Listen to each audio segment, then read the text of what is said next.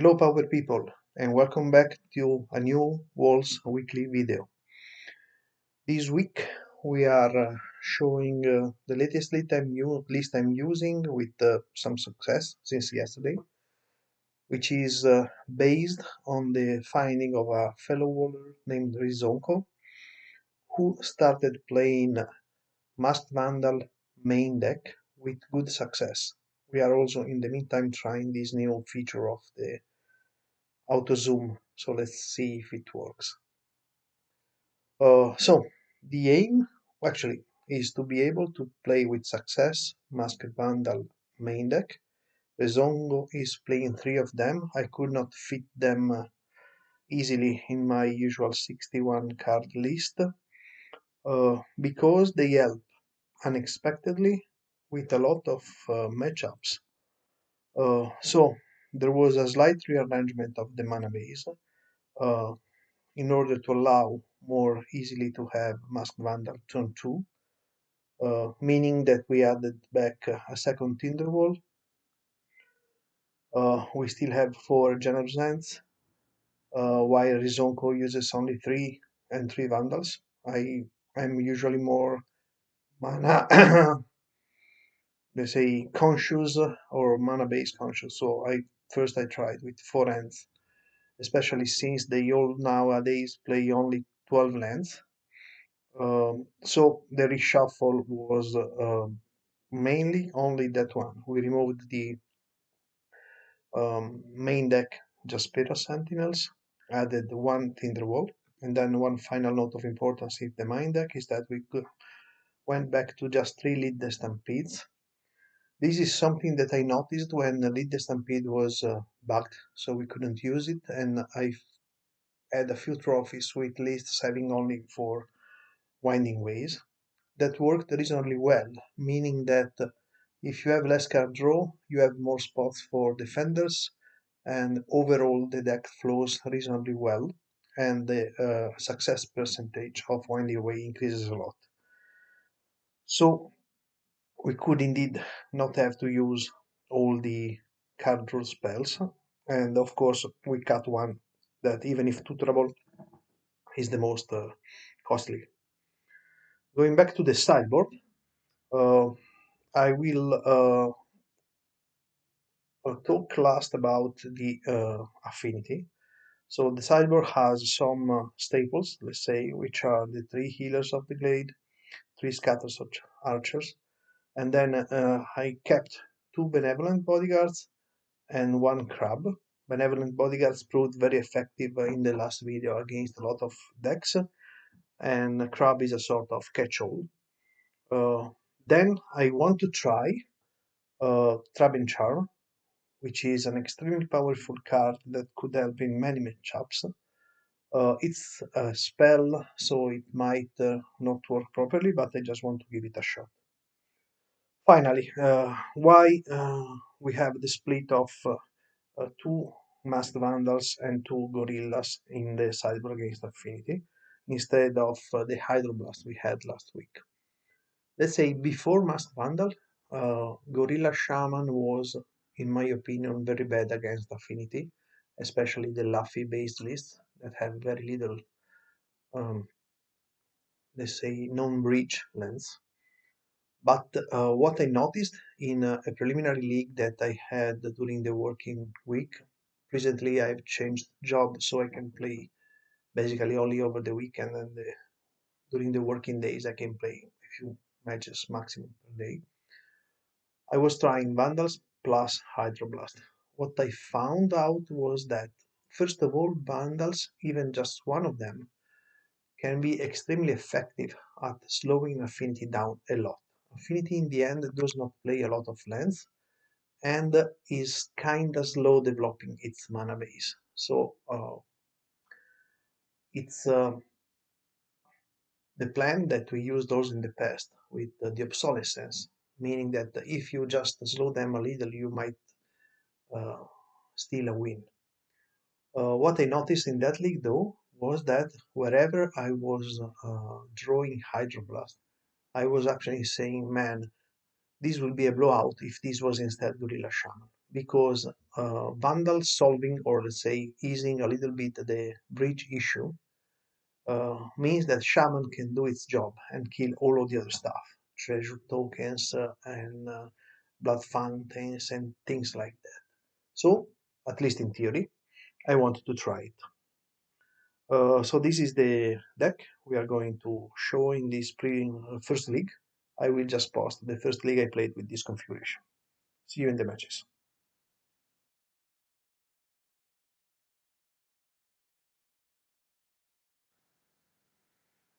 Match 1, we are against Evil Drake. We played a few times recently. I kinda tend to put them on face, but I'm not sure. Could be anything. We are on the draw. Let's see what happens. So we have a reasonable first hand. It's not super fast, but I it's capable. I mean, my main requirements are to have two lands, at least one good wall, and card draw. We have everything here. Let's see. Oh, they play Forest and Arbor. So we are against Groove Ramp, which is usually it was an incredibly good matchup. Nowadays, it's still a very good matchup, but they can win basically only on two occasions, which are if they have a fast start that can be uh, closed with some form of pumps, Hydra, or the Banneret Guide, who gives trample and then can be recursed from the graveyard to give additional 4 uh, power points, or the list that have multiple up to 4 ramp through, because the ramp deck has a lot of trample, very big guys, so that is basically a very big spell, burn spell that can kill us. In all the other cases, we should be favored.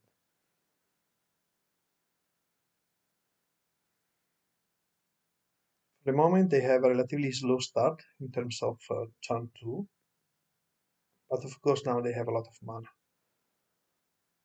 And they have Avenger turn 3, which might be, and Pump, exactly what I was saying, which might be one of the issues.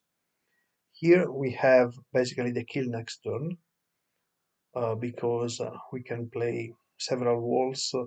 We have Orochi for Overgrown, which is most likely what we are going to play because we want at the same time to put in play as much Black toughness as possible. The plan is not to block and win, uh, but we need to calculate well what they could do.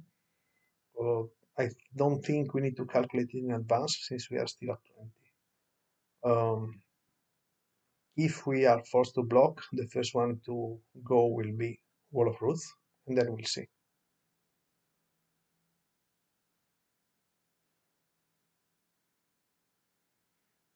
Here I didn't use the ability from Wall of Ruth because I want the toughness, and in any case I'm never going to block with Orochi or Saruli. If I need to block with Saruli, we basically are dead. So they are pumping, and luckily they play out just a Chrysalis. So right now they could probably pump up again with the Banner Hide guy, the Avenger. No, they play multiple creatures. So I would say we are fine and we have basically won this game. We will get the hit and then we will win next turn. Usually ramp is, I would say, more of a turn 5 deck, while we are definitely more of a turn 4 deck. So we should be favored, especially in the play. Here we just go through the motions, hoping they concede.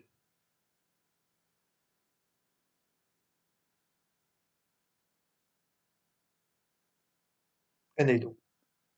Up 1-0 up to now without any big issue. Actually sideboard anything, which is a good plan. We just want to see if they put something particular uh, in their 75, in their 60 deck from sideboard. Otherwise, we just go with our plan, which in this case means also we have the fastest configuration since we are on the draw.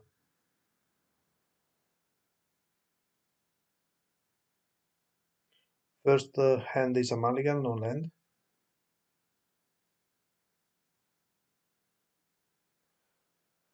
The second hand is interesting because we have a reasonable amount of mana, a theoretical turn 2 Masked Vandal, which in this case is also useful because we can hit or the land enchantments or the Hydra.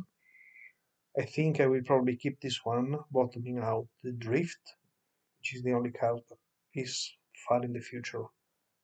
Let's see.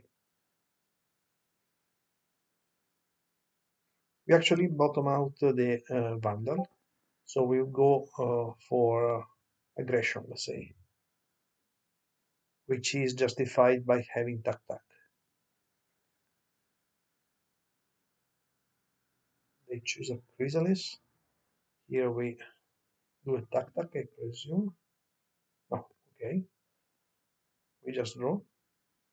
And of course, we killed our friend with Winding Way, which is one of the hidden rule of Winding Way. If you Winding Way turn 2, there is a very big possibility to kill your own friend. Here we are probably going to Winding Way again. And this time we have again a very good hand. And now we need to calculate because again we have the kill next turn if we can avoid blocking. But now, first of all, we are at 17, and then we have to calculate how much they can do. They have only two cards in hand, so basically we can consider a Hydra, and then of course they have to play it before combat, so we will see if we have to block or not.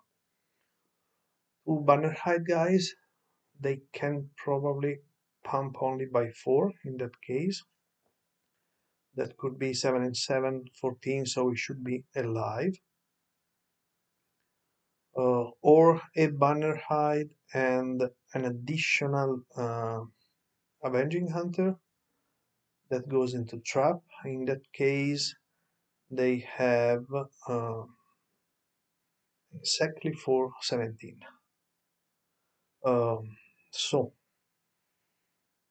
I would say that at least here we are forced to block the the Jewel Thief with Secret Door. I'm not sure I did all of this calculation during the match. Let's see. There was the signal that they went back and forth with the Jewel Thief that told me they didn't, that I read as they didn't have the banner hide, so I decided not to block. Of course, it might have been a diamond trick on their side to just trick me into that.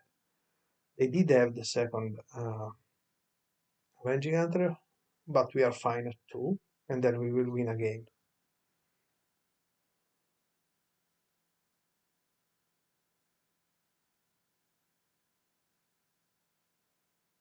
So here, sort of a gamble, which of course was not super bad since we were up 1-0.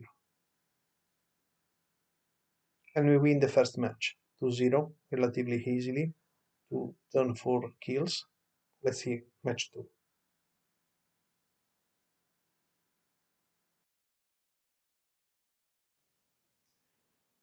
Match 2, we are against Gaffiere 1903, who is a fellow Italian player that unfortunately for me, I think loves recently Jund Midrange, in the past also Garden variants and so on. So I expect this to be a difficult matchup.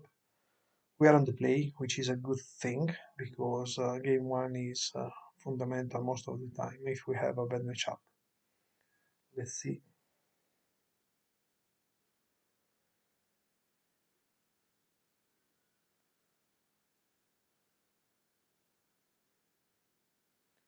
Okay, we have a good hand, so we will keep it.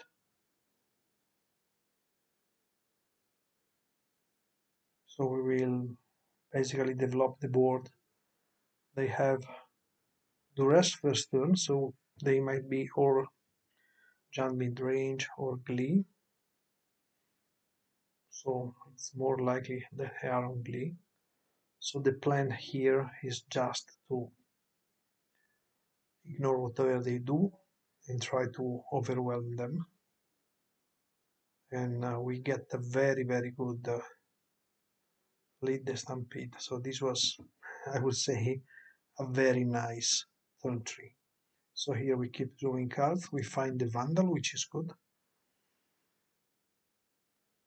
Here I thought quite a bit of time if we could have some form of victory, since we can Shield Wall Sentinel for Tuck, but I could not find it. It's like one of the puzzle games I sometimes post. In the back of my mind, there was the opportunity to have it, but I could not find it in about 1 minute, which is the longest I usually think online. So I just went for Secret Door and developed the board. Uh, Here, just a note about it. Usually, when I have at least 10 mana, I go to the first dungeon, Dungeon of the Mad Mage, because what I want to do with the first couple of activation is at least to have the scry. So yeah, if I have 10 mana, I do the first one because the successive rooms are much stronger. While if I have less, I go to the Lost Mine, the middle one, which has an immediate scry option. So here, mainly we can try to win. We don't expect them to have snuff out. Anyhow, the plan is just to go on. In the worst case, we can have several secret door activations.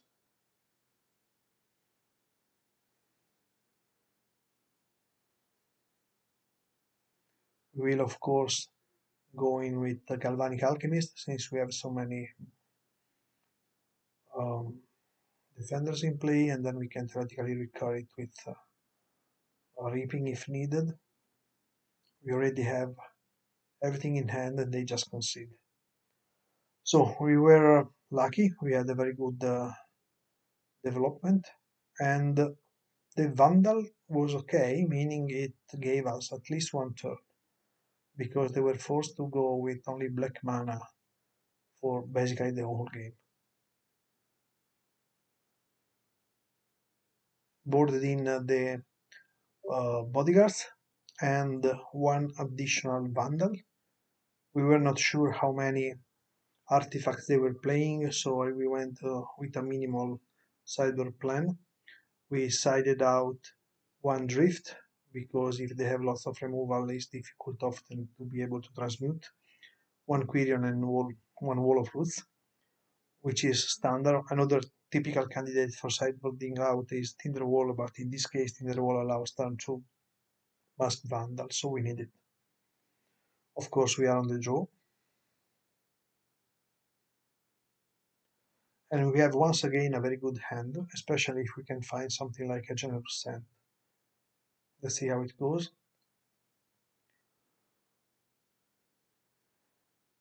Opponent actually is very unlucky. They mulligan down to 4 cards. So we might have a shot here, and we find the generous sand. So as per plan, we just fetch the forest immediately, and we will kill one land, and then start from there.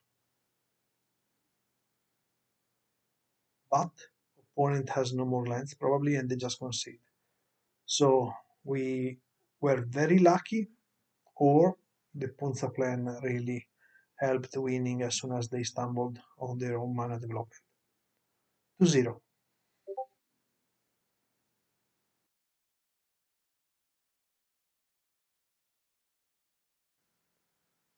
Match 3, we are against Forest Earth, who is a grinder, I will say. I would put them or on mono blue or on mono red, but they could be playing anything. We are on the draw.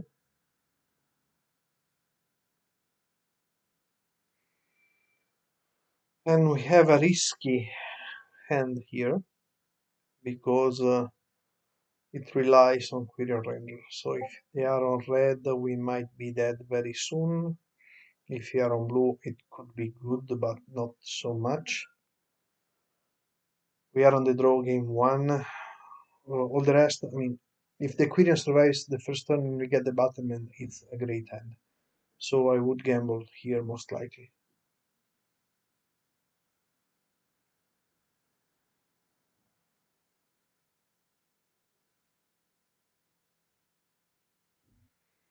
And they are on red. Okay, so we might go down one game unless something special happens.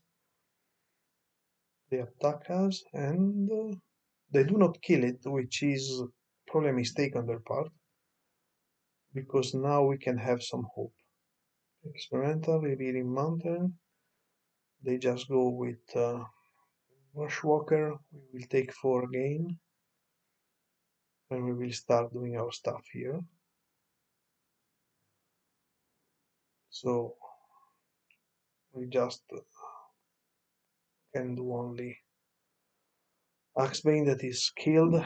We go to 8 and luckily we reap a good card, which is the second battlement. So now we could have been done, but they possibly have lost gas, which is most of the things with red these days.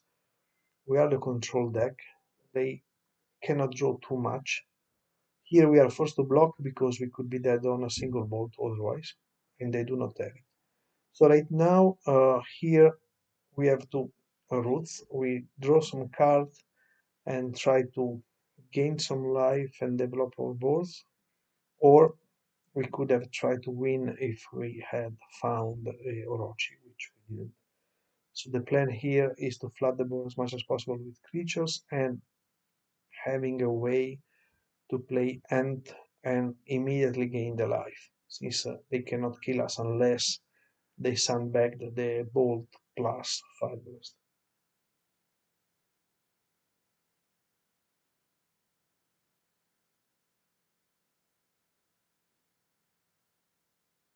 We actually didn't immediately gain the life, so we risked a little.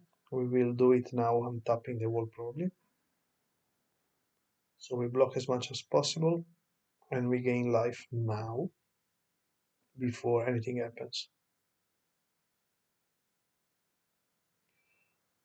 In the best case, we just go down to 6 and they are forced to draw cards and they tap out. So here we can probably try to not win, but at least survive another turn. To be noted that Vandal was useful again, exiling the Toy Monkey, which was very good. Right now they can only burn out us, and we have the kill next turn. Uh, if they kill Orochi, that might happen. I put it out just because, of course, I don't want them to send balls at us. Uh, let's see what they do. We can still have the drift since we have Quirion plus Saruri. If they have the end of festivities, it's okay.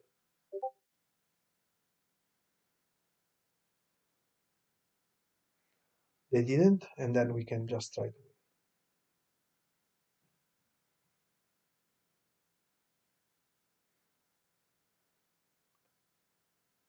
Here again, they made, I think, a small mistake, which was to try not to, let's say, make us not having infinite. This is many opponents tend to do this.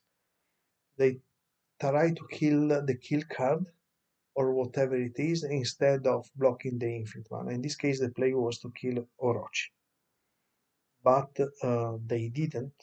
And once we have infinite mana, usually we can do dirty stuff anyhow. They kind of, fell for this trick, and now we have an easy kill. 1-0 against the red with a very, very sketchy keep. So luck is on our side in this league. We brought in the standard 3 healer of the glades. Here I wasn't really sure if I want vandals, so I tried removing vandals and the classical one drift just to see how it fares. I'm just, since it's the first league, I'm just trying out stuff. We are of course on the draw, and we have a decent hand. Still one lander only, but a lot of action, so I think we keep this one, even though it's not super fast. So it will depend on how much removal they have. They mulligan to 6 and they start with Reckless Lucky, which is okay. We go Saruli, they kill it, so we are now forced to go Quirion and Saruli again, hoping they do not have the double removal spell. They find the land, they attack,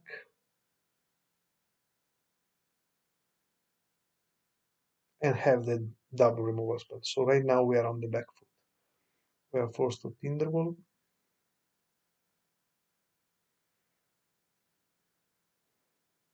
Here we might not block if they have only Galvanic. They draw a card. Here we find finally a land, so we will play the healer and try to stabilize it. Could be still that we can steal this game. It really depends a lot on what they have. They have 3 cards. The first one is Bushwalker. The second one is Bushwalker, so this is one of the cases where we usually lose. When they have something crazy like this hand, meaning they had 3 bolts, uh, rebirth, and double Bushwalker, and they even have the 4th bolt to kill our blocker. So now I anticipate I'm going to do the first big mistake of the league. I have to choose if I want to kill one of their goblins, the 3 ones of course, or not, or if I want to block and having it killed. The thing is that I have 0 card, so we cannot play around a lot of things. We are most likely going to be dead next turn to the successive attack. The good thing would be actually to kill one of the 3 ones with the chain lightning. So we take 11, we go to 5. We have battlement that put us uh, that keeps us alive if they draw a land, and then from there we could actually develop. Uh, that unfortunately I didn't do, and I just suicided myself. Here I should still block, even though I go just to 3, and I don't know why they didn't do it. I was probably thinking to something else. Here we just concede because I mean it was quite obvious what we had to do and we didn't. It was very unlikely to win anyhow, but you see, as always, I'm kinda good at doing mistakes. Let's see game 3.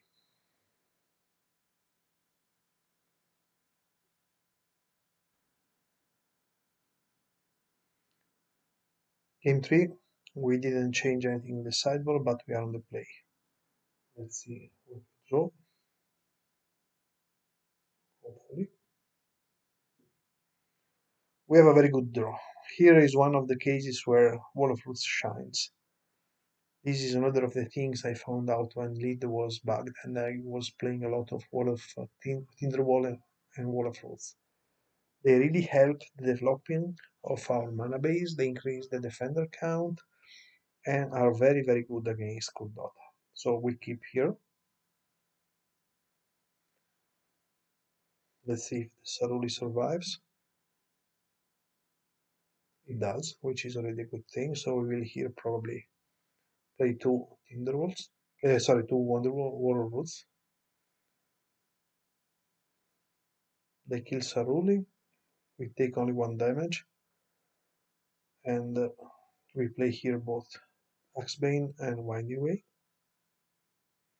which is not a very good one, but still we are not in a very bad position. They kill as expected the Axebane, but already the ground is kind of clogged up.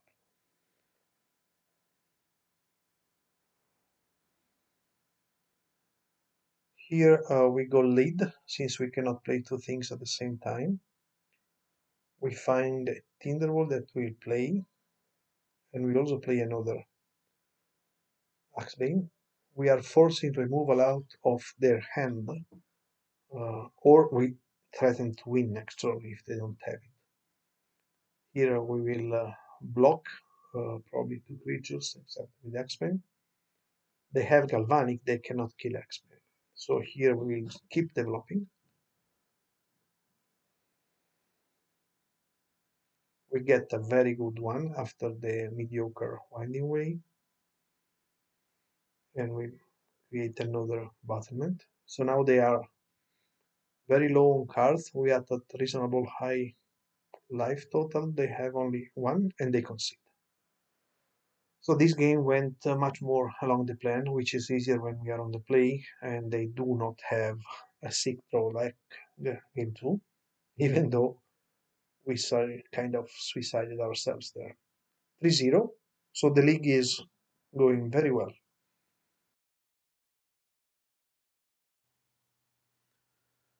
Match 4, we are against Robbie 2540. Kind of recall the name, but I could not place them on anything. We are on the draw. And we have difficult hand. On the draw, I will probably risk and keep it, since we have good mana development and possibly some winding way, but I could also justify mulligan this out. Against red, this is not a super good hand, and red is usually the baseline you could expect. Let's see what I did. I kept, they kept. Okay, here there are two possibilities. Is one Glee version, which is what we hope, and is most likely since they have Twisted Landscape, uh, or some kind of gardens. Jund Gardens will be the worst probably, but still Jund Gardens, since it's slightly slower developing mana, could be okay for us. On our turn 1, we just started filtering out lands, since in any case, having drawn Wall of Roots, we will have 3 mana available turn 2, and in any case we were not going to do anything significant with Saroli if we played it turn 1. We want to remove lands and play out cards just to make Winding Way more effective and not risking to have to discard to hand size.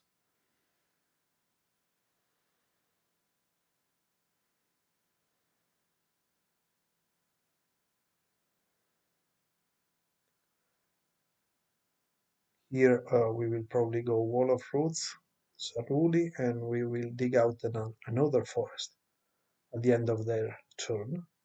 They have a Chrysalis, so still they could be most likely on Glee.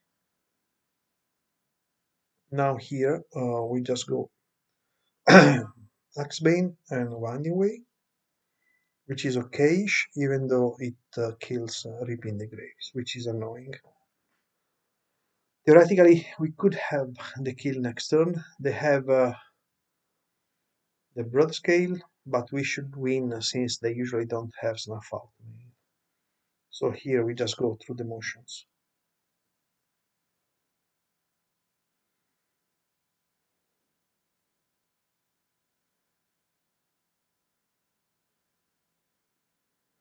And we win game 1. So basically everything going according to plan. Uh, they had they didn't have the turn 4 kill, which game 1 is what they need to have. 2. Since we are not totally sure about what they have, we sideboard in only the uh, bodyguards and the crab, which can be useful. Uh, being these Glee, so no, we are sure about what it is, but we don't know which version of Jund Glee they are on. Uh, being this Glee, we might theoretically even bring in Trap and Charm with an additional way to kill the broad scale, or even the Glee in very weird spots. But I wanted to try, to change as few cards as possible. I removed the Vandals since we didn't see any significant artifact game 1, and one Generous End, which is just a slow card. We are on the draw.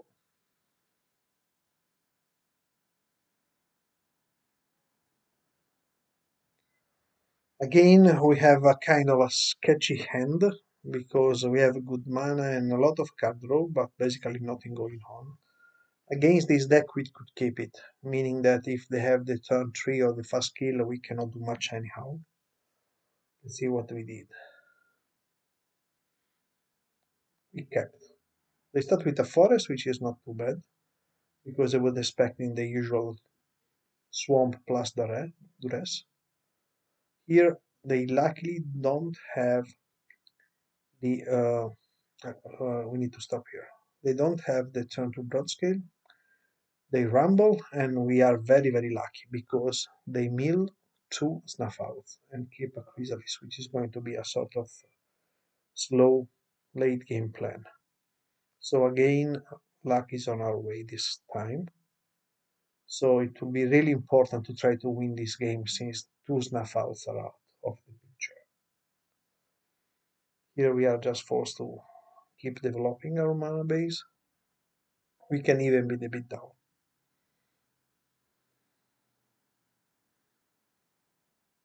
They have the brute scale and a gate. So okay, this is not the fastest way. Here we just uh, tack plus winding way. We need to find a way to possibly win next turn, which we do, assuming they don't kill us first. They need to have here the full combo and a way to stop us to block. They basically do not. They have the combo, but they cannot kill us. So unless they have a sandbag sniff out, we just uh, can win next turn again.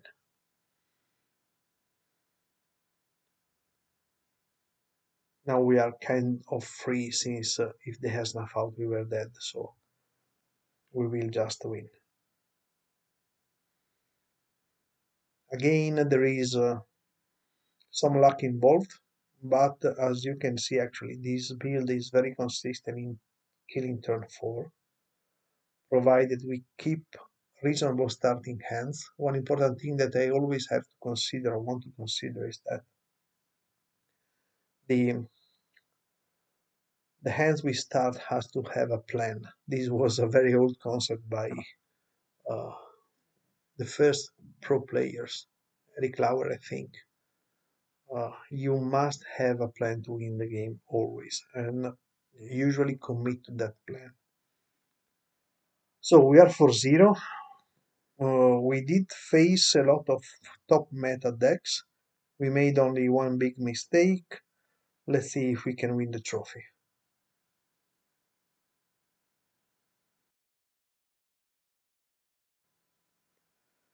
Match 5. To win the league, we are playing against Erostratus, which we played recently, possibly even in video, and they were on Grixis Affinity. So if this is the case again, we are going to have the, let's say, the proper final boss for this league and see if our Vandal Gorilla Shaman Ponza strategy gives us a chance against the Grixis. The good news is that we are on the play. So let's see what we draw, possibly.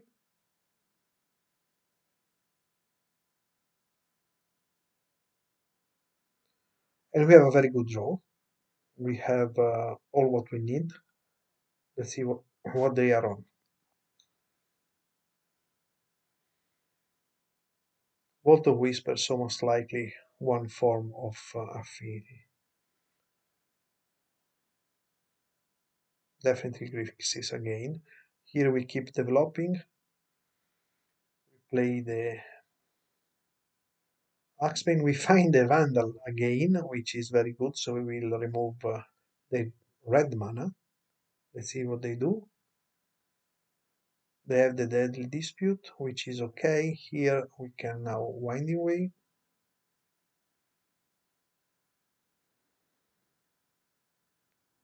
We have a reasonable one with a possible kill next turn. So we just flood the board with Defenders uh, and see what happens. I'm not sure this was the correct play in terms of possible Crunch Shamans, but I did it. They killed the Axebane. They killed the other Axebane, which is typical affinity, I would say. So we needed to rebuild again. The good news is that Vandal was very effective at limiting the red mana. Now they have no red mana, so we might have a chance. We drew a Saruli, which is good and keeps us in the game. They draw, and they have another Water Whisper. One note here, this might be just a chance, but we see a lot of untapped lands, which might be good for our game 2 Gorilla Shamans. They have the Spell Bomb, which is okay. Okay, they are committing to the board. They probably have KCS in hand. Here we need to just lead the Stampede and see what we draw. We could draw a win uh, or just fizzle. Let's see what happens.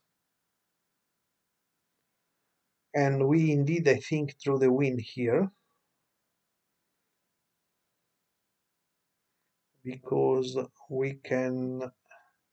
No, we draw the win next turn. We lose only if they can KCS. They dig like crazy. You see, as always, the plan is just to ignore whatever they do. Um, we cannot afford to be fancy. Here we have the kill, so we find again the Vandals, so we remove their last mana. Let's see what they do. They put the mana in the pool, we just go to attack. They don't have anything, and here we have finally the win. I could not be more safe being only on 2 lands, so I could not have kept a lot of stuff in hand probably. So we win game 1 against Affinity basically only on the top of Masked Vandals. So the plan seems to be working.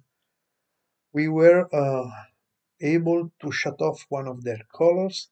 They still were able to kill 2 Axebanes in one turn, being kind of mana screwed.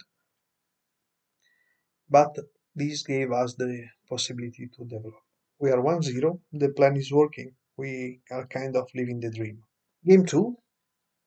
Here, being the first time I tried this strategy, I went for, let's say, oversight boarding, meaning I brought in the 2 additional Masked Vandals, the 2 Gorilla Shamans, and the 2 Benevolent Bodyguards, meaning we need to trim a lot of stuff. I start trimming the usual things that are not super important against Affinity, which are Quirion, Tac, and One Drift, and then I really needed to trim something else, so I shaved 1 Sentinel, just being a relatively high casting cost card, and then 1 each of the card draw cards, because we have so much creature power that we might want to draw them naturally instead of using turns to use the card draw. This might be a mistake, but and it's one of the reasons we don't want to sideboard so many cards usually. But let's see. We are on the draw, of course.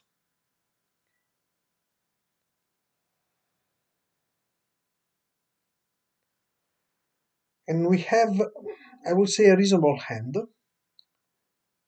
because we have a lot of mana. We have a way to have a turn 2 Vandal if we happen to draw it.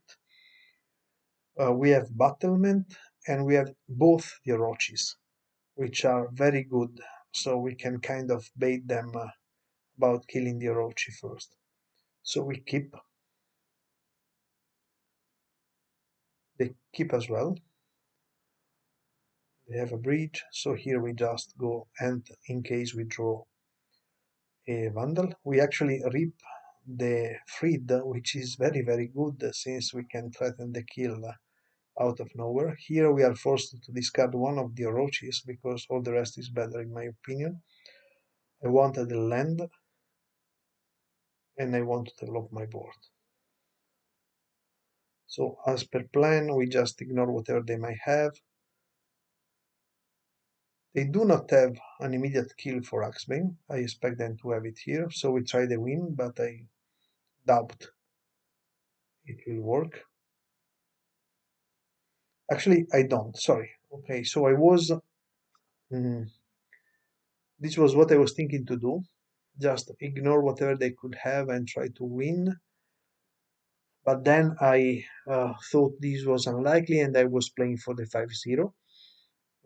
So I instead used the opportunity to have the Axebane alive to drift for lead. So actually trying to find the card draw. And here we get the jackpot because I had 6 good targets to hit, all the Vandals and the Gorilla Shamans. We find the Shaman and we find the Tinderwolf. In any case, I could play the Shaman since I have Orochi. So here we are going to kill a lot of uh, artifacts.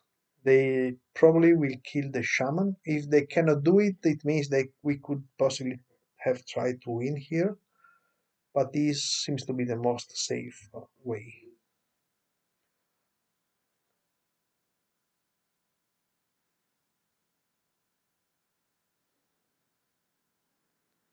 So we keep targeting their stuff. Let's see what they do. Now we will keep killing everything in response to give them the minimum amount of possibility to use the treasure token or whatever they have. They had 3 deadly disputes, which is amazing, but in the end they cannot kill probably the shaman, and it really destroyed their board. They of course find the bridge, so we try to win here, I presume.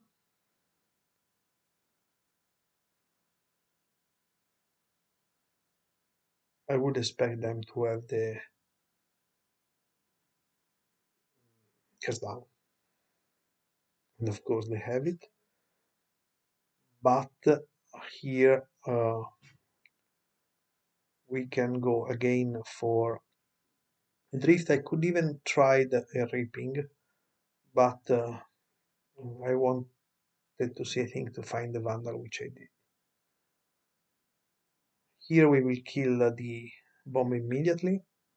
We lose a lot of useful cards, but we really want them on low amount of mana. Even a KC has here is not going to be a dramatic issue, and we are actually starting to be down.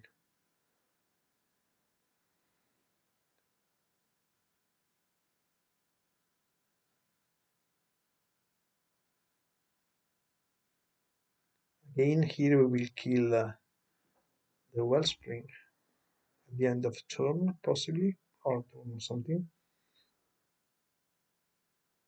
Now we are on a sketchy road. We try to see if we can win, but they do have the Pyro. So we start drawing cards, and we kill, as I mentioned, the thing. We don't want them to have target to sack, which are not bridges. And indeed, they are forced to kill the bridges. And for some reason, they tried the desperate move. Here, we most likely are going to win since we'll draw a Basilion card. We draw a Benevolent Bodyguard, which is very, very good. We draw an additional Shaman, which is probably the reason why we don't play 3. And here we find the kill. So this is incredibly satisfactory. We win 2-0 against Grixis Affinity for the trophy, even though I'm not sure I played correctly this match. This game I made a few choices, but I was kind of learning how the deck works. And of course, we were lucky, but we did it. Trophy, winning 2-0 against Affinity, the Ponza plan being meaningful both games. I would not change anything probably right now for the deck. I am tempted to bring in the third Vandal, but I don't know what to cut, and I do not want to cut the end. So it was, let's say, a very good show off. As a bit of anticipation, the same day yesterday, 1st of February, I actually played another league and did another trophy against different decks. Uh, so the list seems to have legs, or I was very lucky on the 1st of February. Thank you again for watching, and as always, ciao.